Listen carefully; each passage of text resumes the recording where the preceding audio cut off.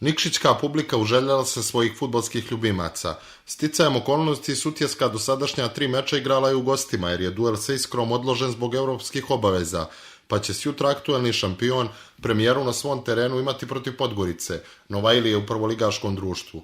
Iz radova plavobijelih poručuju da će kao i u svakom meču ići na maksimalan učinak, a prema riječima Damira Kojaševića, jednog od najzapaženijih u ubjedljivoj pobjedi u prošlom kolu u Pljevljima, protivnik se ne smije podcijeniti. Mislim da nam je ovo prva utakmica u prvenstvu da igramo kući pred našom publikom.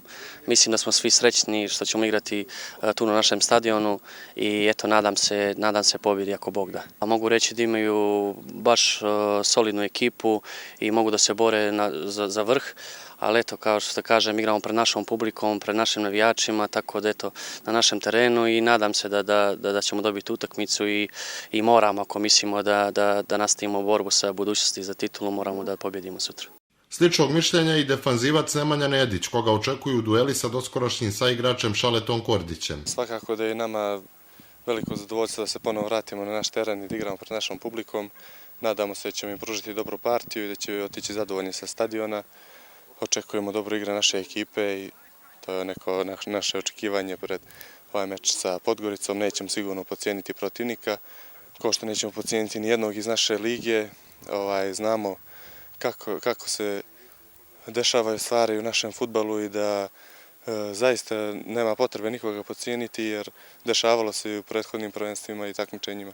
Kao što smo svi vidjeli da svako može pobjediti, tako da mi ćemo forsirati našu igru i nadamo se dobrom rezultatu po nas. Šef struke Nikola Rakojević sigurno je do detalja analizirao igru protivnika, a potencijalni problem može predstavljati činjenica da Milutino Smajić i Stefan Nikolić zbog povreda nisu odradili posljednji trening pred utakmicu, tako da vjerovatno neće biti u kombinaciji za meč.